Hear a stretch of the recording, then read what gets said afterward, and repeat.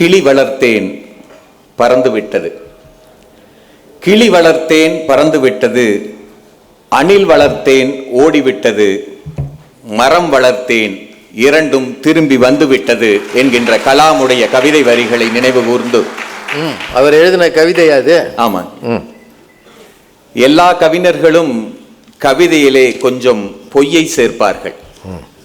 ஆனால் கலாம் ஐயா மட்டும்தான் கவிதைகளில் கூட பொய்யை சேர்க்காமல் உண்மையை அப்படியே சொல்லி இருக்கிறார்.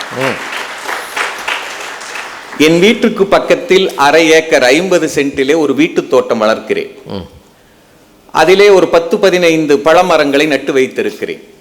ஒவ்வொரு மரங்கள் தான், கொய்யா, பப்பாளி, மா, பலா, சீத்தால முள்ளு சீத்தா, ராமர் சீத்தா, நார்மல் சீத்தா, அதுலயே 3 இருக்கா?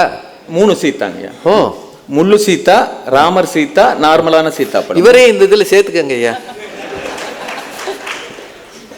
எல்லா வகையான மரங்களும் பழமரங்கள் இருக்கிறது. உண்மையை சொல்லுகின்றேன், பறவைகள் சாப்பிட்டது போக மீதியைத்தான் நாங்கள் சாப்பிட்டுக் கொண்டிருக்கிறோம். அருமை.